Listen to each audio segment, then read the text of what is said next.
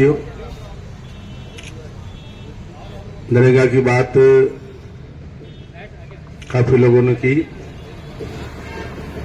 हम जब अभियान चला 12 से 29 तक के, तो गांव में गए, लोगों में आक्रोश है। हम एक दो टेलीफोन करते, काफी संख्या में लोग आते, विशेषकर SC, ST, OBC और CFT माइनॉरिटी लोग। उन्हें पता था, एहसास था कि 2004 में जब मनरेगा नरेगा आई, तब लेबर की रेट थी 70-80 रुपये, और जैसे नरेगा चालू हुई, साल डेढ़ साल में 500 रुपये दाढ़ी के रोज के, चाहे बाजरी काटो चाहे कहीं भी काम करो, 500 रुपये हो गए। तो करने का एक कारण था, नरेगा आम आदमी को राहत मिली, और नरेगा में सड़क पे काम करने कौन जाता? 60 साल का 70 साल का बुजुर्ग जाता। जवान आदमी दूसरे काम करते, वो दोनों सड़क पे या नाडी पे काम करते, और परिवार का एक भरण पोषण का हो या लेन देन का हो, व्यवहार का हो, आराम से परसों का सामान लाते, एक दिन बढ़िया गुजरते। विशेषकर मैं एक धमाना गांव में गया, वहां एक बुजुर्ग महिला मिली, उसने कहा, सुखराम जी, पैर तुम्हारे घाटो हो, पीने काम करे, मैं हताई क्यों करूं? नाडी माता है या सड़क माता जावा, तुमको 4 घंटा क्यों हतायत करा? वो मारे पूरा घाटो हो। मतलब हर तरीके से नरेगा मजबूत थी, परंतु जानबूझ के हटाया। आप नाम पे मत जाओ, आपकी विचारधारा पे जाओ। जो गांधी जी की विचारधारा है, उन पूरे को तहस करना चाहते हैं कि अंदर तो, बाहर तो अलग बात करते हैं, वो अंदर तो गोडसे की पूजा करते, गोडसे का मंदिर बने। ये आप क्या आशा रखते हुए गांधी का नाम रखेंगे? बिल्कुल सोच उल्टी है। बिल्कुल जो कांग्रेस सरकार ने शुरू काम किए थे, पार्लियामेंट का जरूरत नहीं। अगर घर में मकान बढ़िया बना हुआ है तो नया कौन बनाता? इसलिए बना है कि उनकी पूरी सोच खत्म करो, नया बनाओ। सब हमारे शुरुआत करो। नीति आयोग वाली योजना आयोग था, नीति योजना में क्या फर्क है? नीति करती है, मतलब उनको चेंज करना, जिस तरह से कर हर नाम चेंज करना, ताकि ये महसूस करे कि शुरू हमने किया। ये तो जैसे ठाकुर साहब ने कहा, बहादुर ठाकुर साहब ने, कि 47 में क्या करेंगे? 47 क्या विचारधारा कंटिन्यू रही तो 50 साल बाद कहेंगे कि देश तो 2014 में आजाद हुआ, पहले आजाद नहीं था, गुलाम था, आजादी हमने दिले। ये बात पूरी ये करेंगे। मतलब इनकी जो सोच है, वो सोच लागू करनी है, ताकि लोग महसूस करें कि सब कुछ करने वाले हम ही हैं, बाकी इनको कुछ दिखता नहीं है। आप नरेगा की बात करते हो, ऊपर से इनका तो नीचे से आदेश मानने वाले नहीं है। नरेगा में यह था, पंचायत बजट प्रस्ताव पास करेगी, नाडी कहां खुदेगी, कौन सी नाडी खुदेगी, सड़क कौन सी बनेगी, सीसी रोड कौन सी बनेगी, ग्रेवल कौन सी बनेगी, कैटल शेड किसके बनेंगे, और टाके किसके बनेंगे, ये तमाम के तमाम नीचे तय होता था। वो कलेक्टर प्रस्ताव भेजे, उसकी पालना जिला परिषद करती थी। अब कलेक्टर जो प्रस्ताव भेजेगा वो पंचायत करेगी। सीधी सी बात है कि मतलब काम होने वाला नहीं, जिसकी सरकार होगी वो काम करेंगे, और पंचायत काम होगा नहीं। मतलब एन प्रकार इनके काम बंद करना है, लोग गरीब के गरीब रहे, ताकि मतलब ये तो मतलब जो एक सांप्रदायिक भावना या जो धार्मिक भावना है, भड़काने का काम ज्यादा करेंगे, काम का काम कम करेंगे। आप चाहे नौकरी की बात कर लो, किलो साल में 60,000 वैकेंसी निकले, 60,000 टीचर लिए, वैकेंसी निकालते हैं 2300 की 2400।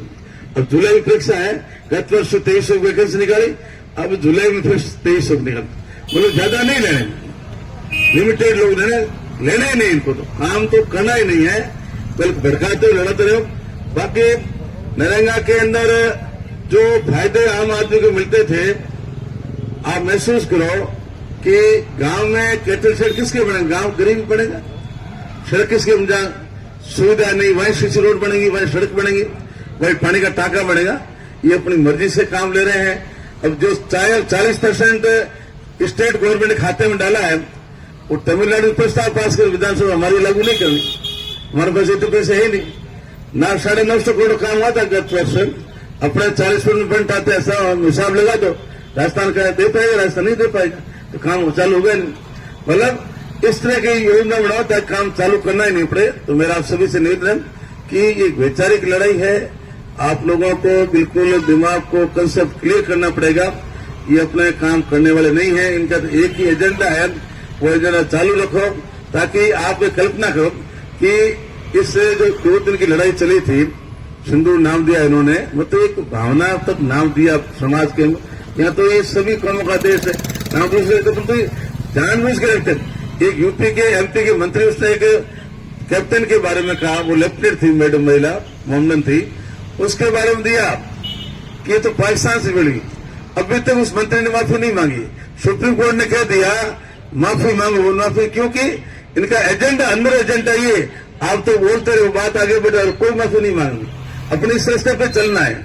ये जानबूझ के कर रहे हैं, कोई मतलब अनजाने नहीं कर, जानबूझ कर रहे हैं ताकि इस एजेंडे में चले, ताकि लोग समझे कि हमारे पक्ष वाली बात है। आप कितने मतलब दोगले हैं कि अजीत पवार संसार में नहीं है, मतलब वॉशिंग मशीन में गया, खुद ने गाड़ी निकाली, इतना करोड़पति पैसे खा लिया इरिगेशन में, अंदर ले लिया पार्टी के, सभी जगह स्थिति हुई। तो इनके सिद्धांत कहाँ है? कोई सिद्धांत है नहीं। मतलब आप जो करो वो सही, बाकी सब चीजें गलत है। इसलिए लोगों को समझाओ कि ये आम आदमी को तोड़ना चाहते हैं, गरीब को तोड़ना चाहते हैं। फिर SC/ST माइनॉरिटी और ओबीसी, जो गरीब ओबीसी लोग हैं, गरीब से किसी समाज के लोग हैं, चाहे राजपूत किस समाज के, वो एक हो जाए, इनकी हिम्मत है। मेरे जालौर सांचौर जिला चला गया। अब सांचौर जिले हम जब घूमे तो कहा भाई सांचौर जिले में वापस रखना है तो राजनीतिक लोगों को क्या चाहिए? वोट चाहिए ना। तो पंचायत समिति और जिला परिषद चुनाव आ रहे हैं, वोटों की चोट करो, तब तो पता चलेगा कि जिले से लोग नाराज है। अब प्रधान चारों थे बना दो, प्रमुख बना दो, जो लोग कहीं समझे तो जिला का मामला गलत है, तो कूड़ा मारा कहीं कहीं अपन बस सही, लोगों ने अपना समर्थन दे दिया। तो लोगों की वोट का चोट होने से हमने बोले कहा, कल वहां कहा था मैंने, एक ने कहा, बाकी बोले मेरे को नेताओं को डर वोट का होता है। अब वो खेतरी की बात कर रहे हो आप वोट डालो खिलाफ में, जहां आप रहते हो सबके खिलाफ डालो, पता चल जाएगा मांगने सही है, वोट तो दे देते हो, फिर बोले हल्ला करते हो मेरी गलत है। गलत किस बात की? तो पंचायत समिति जिला परिषद चुनाव आ रहे हैं, उन चुनाव में जब महंगाई बढ़ी है, नरेगा बंद किया है, सब चीजें बंद है, तो वोटों की चोट करो, वोट डालो खिलाफ, वोट खिलाफ डालो, पता चल जाएगा सरकार जिला परिषद हमारी क्यों नहीं, लोग नाराज है। तब तो वैकेंसी निकालेंगे, तब तो काम करेंगे। वोट डालते जाओ और फिर खिलाफ करते जाओ, क्या काम कर? ठीक है, हमारे जीवन हम वोट दे जीते बचे, जिलों क्यों गलत कर दिया, हमें कहीं काम होगा? लाल बावड़ी गांव वाला कहता फीसा में लगे न काम नहीं। अब मेरी बात तो पूरी करो, पुनः आप निवेदन कि लोगों को जहां चोटे पे, चौपाल पे, नुक्कड़ बैठते हो, तो लोगों को समझाओ कि वैचारिक दुश्मन है हमने, वैचारिक लोग हैं जो अपने से खिलाफ है। ये तो हिटलरवादी लोग, आप लोग कल्पना करो कि लोकतंत्र कहाँ है? लोकतंत्र कहाँ है? कोर्ट सुरक्षित नहीं, जजों को डरा दिया, ईडी स्वतंत्र नहीं, सीबीआई स्वतंत्र नहीं। स्वतंत्र कौन है? पहले तो ईडी की, सीबीआई की, तमाम जो एजी की नियुक्ति होती थी, वो तो प्रधानमंत्री, प्रतिपक्ष नेता, एक जज होता, चीफ जस्टिस नियुक्त सुप्रीम कोर्ट, वो नियुक्ति करते थे। अब उस जज को हटा दिया प्रतिपक्ष नेता और प्रधानमंत्री नॉमिनेटेड आदमी। अब समझो कौन करेगा? मोदी करेगा। मतलब पूरी जो मूल धारणा थी, जो अधिकारी को, मतलब जो सेंटर पे जो बड़ी मतलब अलग अलग संस्थाएं बड़ी, उन संस्थाओं के जो हेड थे, हेड को तो चुनने का अधिकार खुद के हाथ में ले लिया। वो कांग्रेस वाले कितने माल, आप कल्पना करो कि जब कांग्रेस से संविधान बनाया अम्बेडकर ने, लोगों ने मिल करके कमेटी बनाकर, करीब 200 से ज्यादा लोग कमेटी में थे, कमेटी बनाई और उसने सुप्रीम कोर्ट में सिस्टम कर दिया। इन्होंने बहुत ट्राई की, सुप्रीम कोर्ट निर्णय